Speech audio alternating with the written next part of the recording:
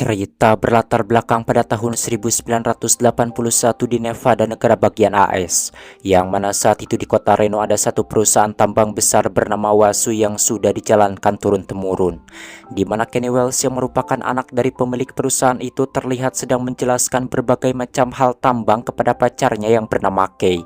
Dan saat itu juga Kenny pun langsung melamarnya dengan memberikan hadiah jam tangan emas yang sangat mahal. Tak lama kemudian ayahnya Kenny memanggil untuk mendiskusikan mengenai proyek lahan tambang yang kini tersaingi oleh perusahaan lain. Dan saat itu ayahnya menginginkan agar Kenny bisa meneruskan perusahaannya sekaligus mengelola dan mengembangkan proyek yang kini telah dijalankan. That was the last time I saw him alive. 7 tahun kemudian setelah ayahnya meninggal, sayangnya Kenny gagal mempertahankan bisnis ayahnya itu hingga perusahaan Wasu mengalami kebangkrutan dengan nilai saham tak sampai 4 sen. Meskipun demikian, dengan beberapa pekerja yang masih tersisa, Kenny ditemani istrinya Kay masih terus berusaha untuk memulihkan keadaan perusahaan, yang mana mereka menawarkan kerjasama kepada perusahaan-perusahaan besar lewat telepon. Namun sialnya banyak perusahaan yang tidak mau memberikan dana disebabkan daerah tambang milik Kenny dianggap tidak berpotensi untuk menuai keuntungan. Yang mana di tengah keputusasaannya, Kenny teringat kepada seorang temannya yang merupakan seorang geolog handal bernama Michael Acosta, di mana Michael itu telah menyusuri daerah-daerah di Asia Tenggara dan terkenal akan proyek penambangan yang diberi nama cincin api. Selain itu, Michael juga dikenal berhasil mendapatkan harta karun tambang di Indonesia dan di daerah lain, hingga dirinya diincar oleh banyak perusahaan tambang untuk dijadikan ahli pencari lokasi. Oleh karena itulah Kenny pun memutuskan menjual emas simpanan terakhirnya untuk ongkos pergi ke Indonesia menemui Michael. Sesampainya di Jakarta, Kenny pun mengajak Michael bertemu di sebuah hotel untuk membahas soal proyek cincin api.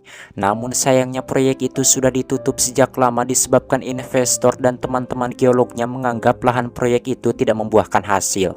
Namun di sini Kenny pun langsung membantah kalau perkiraan Michael tak mungkin meleset. Selain itu, Kenny sendiri juga merasa yakin kalau ada banyak emas di Indonesia. Lalu dirinya pun mengajak Michael untuk membuktikan pada semua orang bahwa mereka telah salah menilai proyek itu. Setelah lama mengobrol, akhirnya Michael pun setuju untuk memulai kembali proyek itu. Dan keesokan harinya mereka berdua pun pergi menyusuri sungai Kalimantan yang diberi nama Dayak Kencana, yang mana suku Dayak di sana telah menambang emas sejak lama. Setelah hampir seharian menyusuri sungai, akhirnya mereka berdua turun ke daratan dan kembali berjalan melintasi hutan pedalaman. This jungle will test you. Sesudah beberapa kilometer berjalan, akhirnya mereka berdua pun sampai di tempat penambangan yang sudah ditutup sebelumnya. Dan di sini Michael menjelaskan kalau proyek sebelumnya berada di sisi yang salah, sedangkan dirinya sangat yakin kalau emas berada di sisi lainnya. Mendengar itu, Kenny pun semakin percaya bahwa Michael menunjukkan lahan proyek yang berpotensi menghasilkan kekayaan nantinya. Kemudian saat itu Michael pun meminta dana sebesar $750.000 untuk membeli peralatan dan juga untuk biaya izin penambangan. Contract. Read it. Dan setelah sepakat, Kenny pun langsung pulang ke Nevada untuk mencari dana dari berbagai perusahaan dengan membawa nama Michael dan proyeknya di Indonesia. Tentunya karena Michael pernah sukses sebelumnya, para investor yang tahu siapa Michael pun mau berinvestasi. Walaupun setelah dihitung dana yang didapat hanya setengahnya, namun beruntungnya Michael bisa mengakali dana itu. Dan Kenny pun berjanji kalau nanti dirinya akan menambah dana lagi. 2 minggu kemudian, dengan bantuan warga lokal, proyek penambangan itu pun dimulai dengan membabat dulu lahan yang akan digali. Kemudian mereka juga membangun fasilitas sederhana bagi para pekerja, lalu mulai menggali sedikit untuk sampel yang akan dibawa ke laboratorium keesokan harinya. Dan hasil pertamanya ternyata tak menunjukkan adanya emas. Namun Michael selalu mengarahkan para penambangnya untuk mencari ke titik lainnya. Akan tetapi untuk kedua dan ketiga kalinya, mereka masih belum juga mendapatkan hasil yang diinginkan, sehingga Kenny pun mulai merasa pesimis. Setelah kesekian kalinya tanah itu tak menunjukkan adanya emas, para pekerja pun akhirnya menyerah dan memilih meninggalkan tempat tersebut. Sialnya di saat itu Kenny juga terkena malaria dan dirinya pun merasa khawatir kalau semua proyeknya akan sia-sia. Kemudian Kenny pun meminta agar Michael terus berusaha karena dirinya tak mau mati dalam keadaan miskin. Oleh karena itu akhirnya Michael pun pergi seorang diri ke perkampungan untuk meminta mereka bekerja kembali. Akan tetapi sayangnya mereka menolak. I'm pulling the plug. What's the plan? Disconnect water. Disebabkan hal itu akhirnya Kenny pun memberikan seluruh uangnya yang tersisa untuk digunakan membeli peralatan penyaring air bagi warga desa. Ternyata usahanya itu berhasil membuat warga bersimpati hingga mereka mau bekerja kembali. Selama Kenny terbaring sakit, Michael tak pernah berhenti untuk menjalankan tambang dan mencari tanah yang berpotensi menghasilkan emas. Sampai suatu ketika Kenny yang baru sembuh dari malaria mendapatkan kabar baik bahwa hasil lab menunjukkan kalau tanah di sana berpotensi menghasilkan emas yang banyak. Tentunya hal itu membuat Kenny benar-benar sangat merasa senang karena usahanya tidak sia-sia. Setelah mendapatkan kabar baik itu, Kenny pun segera pulang dan merayakan penemuan tersebut bersama teman-temannya. Dan dengan cepat kabar suksesnya tambang Kenny menyebar ke berbagai perusahaan hingga dirinya diwawancarai oleh majalah ternama, di mana kesuksesannya itu juga menarik perhatian pengusaha besar bernama Clive yang membuat Kenny berhasil menyewa kembali gedung tempat Wasu dulu berada. Sementara itu dari Kalimantan, Michael terus memberi laporan kalau hasil tambang meningkat drastis sehingga membuat Kenny tak segan-segan lagi mencari investor-investor lainnya. Sampai suatu saat sebuah perusahaan mineral dan minyak di New York menelponnya, di mana perusahaan itu diwakili oleh seorang pria bernama Brian dan dirinya mengundang Kenny dan Michael untuk membahas bisnis mereka. Rupanya perusahaan itu ingin menjadi mitra dari perusahaan Wasu dengan memberi mereka peralatan serta lab yang lebih tinggi. Namun Kenny menolak karena menurutnya di Indonesia semua peralatan sudah memadai. Selain itu Michael juga meyakinkan kalau tidak ada yang perlu diragukan dari hasil tambang yang dirinya jalankan karena semuanya sudah teruji secara lab yang ada di Kalimantan.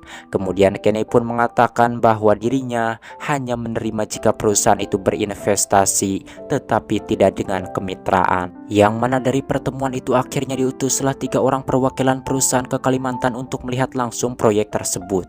Awalnya mereka ragu ketika melihat peralatan tambang yang jauh dari kata canggih. Namun mereka berubah pikiran ketika Michael menyuruh mereka mengambil emas sendiri di sungai dan salah satu dari mereka menemukan butiran emas yang lumayan besar. Akhirnya di bulan September perusahaan itu menawarkan 27 juta saham dan Wasu berhasil masuk di Bursa Efek New York. Akhirnya perusahaan Wasu berhasil bangkit hingga mendapat sorotan dari berbagai media, bahkan sahamnya berhasil berada di puncak. Kini nama Kenny pun mulai dikenal orang-orang penting dan dirinya diundang ke berbagai jamuan. Namun sayangnya godaan mulai muncul ketika Kenny menunjukkan ketertarikannya kepada seorang anggota tim Brian bernama Rachel. Dan di sini Kenny malah asik bersama wanita itu, sedangkan Kay yang melihatnya hanya bisa pasrah. Di saat yang bersamaan Kay juga mendengar kalau Brian rupanya diam-diam menjelekkan Kenny di hadapan perusahaan tambang lainnya, di mana Brian menganggap kalau Kenny hanya rakun penghasil jutaan dolar sementara rivalnya itu tetap diagung-agungkan. Ketika di kamar mereka berdua bertengkar hebat dan Kenny membentak kalau yang terjadi selama makan malam tadi adalah demi bisnisnya, yaitu untuk menjangkau lebih banyak relasi. Namun Kay yang merasa nalurinya benar kalau suaminya sudah tergoda akhirnya memutuskan untuk pergi dan kembali ke kehidupan sederhananya. Yang mana sebelum pergi Kay pun memperingatkan bahwa Brian dan perusahaannya hanya memanfaatkan Kenny untuk mencari keuntungan saja, sedangkan yang benar-benar peduli hanya Kay saja. These guys are gonna tear you up. Setelah malam itu, Kenny lebih memilih menikmati kekayaannya dan menghabiskan waktu dengan berpesta bersama semua relasinya, termasuk juga dengan Rachel, yang membuat Kenny semakin jatuh hati kepadanya. Beberapa minggu kemudian, apa yang dikhawatirkan Kay pun terjadi, di mana Brian menawarkan agar perusahaan Wasu bekerja sama dengan perusahaan Newport milik Mark. Namun tentu saja Kenny menolak penawaran tersebut karena namanya dihilangkan dari daftar pemilik tambang.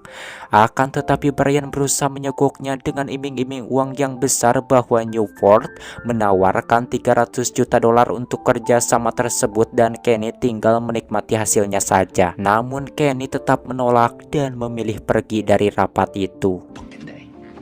My day! Rupanya penolakan itu membuat tambang milik Kenny disegel oleh pemerintahan setempat karena ternyata Mark memiliki hubungan baik dengan presiden kedua Indonesia yaitu Soeharto. Kemudian Michael pun menelpon Kenny dan marah karena keputusan bodoh untuk menolak kerjasama dengan Newport. Setelah kejadian itu saham Wasu langsung turun 50% dan membuat Kenny terpuruk tak bisa berbuat apa-apa lagi. 5 hari kemudian Michael datang untuk meluapkan kekecewaannya. Namun setelah itu Michael pun memberikan ide bagaimana cara agar tambang itu bisa kembali berjalan. Akhirnya mereka berdua pun memutuskan untuk mencoba menjalin kerjasama dengan perusahaan tambang milik salah satu anak Soeharto yaitu Tommy dengan harapan ayahnya akan lebih memilih tambang itu untuk dikelola oleh anaknya. Like Cadillac. Yeah! Sebagai permulaan Kenny memberikan mobil Cadillac dan setelah panjang lebar mengobrol akhirnya Tommy meminta pembagian 80% untuknya. Dan 2 minggu setelahnya ternyata usaha Kenny berhasil walaupun dirinya hanya menerima 15% saja. Namun meskipun 15% itu bukanlah uang sedikit karena sahamnya sekarang sudah mencapai 30 miliar dolar. Di mana keberhasilan itu membawa Kenny kembali dalam persaingan perusahaan tambang dan dirinya juga dianugerahi penghargaan sebagai penambang terbaik dari Asosiasi Penjelajah Nasional. Namun ketika Kenny hendak memberitahu kabar baik itu pada Kay, dirinya malah menemukan Kay tengah asik mengobrol dengan pria lain. Melihat itu Kenny pun langsung mengurungkan niatnya padahal dirinya sudah membawakan oleh-oleh dari Indonesia. Namun sebelum pergi Kenny yang kecewa pun membuang oleh-oleh itu tepat di depan rumah Kay.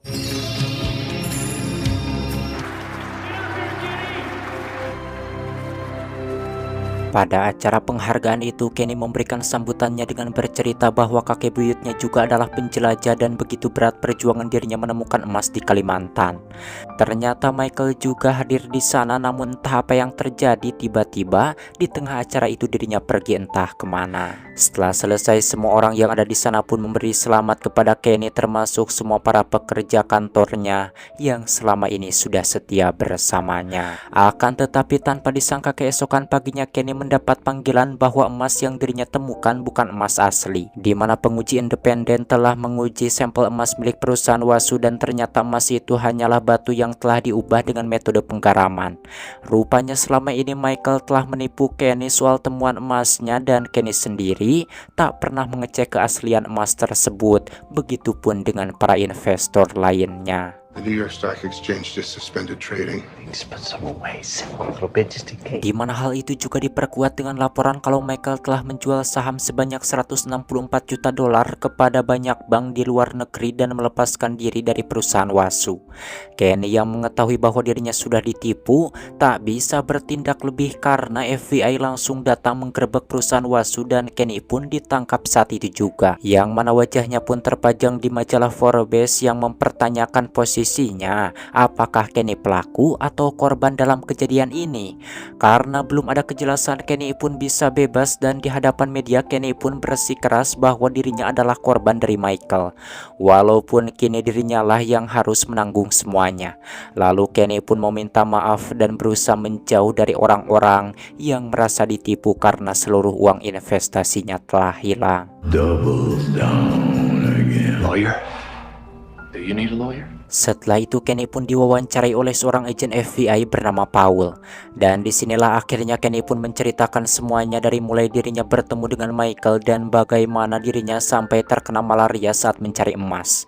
Di sini Kenny pun menyadari bahwa saat itu dirinya tidak pernah mengecek langsung emas yang dikatakan oleh Michael, di mana rasa bahagianya sudah melupakan kehati-hatiannya. Hingga dirinya pulang ke Nevada membawa kebohongan yang telah Michael rangkai sedemikian rupa. Dalam wawancara itu Paul memberitahukan kalau Michael ditemukan dalam keadaan terbunuh di hutan Indonesia. Namun di sini Kenny tidak percaya dan menyangka kalau Michael masih tetap hidup karena menurutnya dengan uang sebanyak sebanyak itu, maka Michael bisa melakukan apa saja. Akan tetapi hal itu dibantah oleh Paul karena ternyata Paul sudah mendapat laporan mengenai penemuan mayat yang diduga adalah Michael. Dan satu fakta lagi yang terungkap bahwa emas yang dikirim ke lab itu adalah emas asli yang Michael dapatkan dengan menukar peralatan penyaring air kepada warga penambang emas. Akhirnya wawancara yang dilakukan oleh Paul itu pun berakhir di tanggal 17 Oktober 1988. Dan hasil dari interogasi itu Kenny dibebaskan, tetapi dirinya tidak diperbolehkan pergi dari negara bagian Nevada. Setelah itu Kenny pun mengemas seluruh barangnya dari hotel dan pergi ke rumah Kay untuk bersatu kembali dengannya.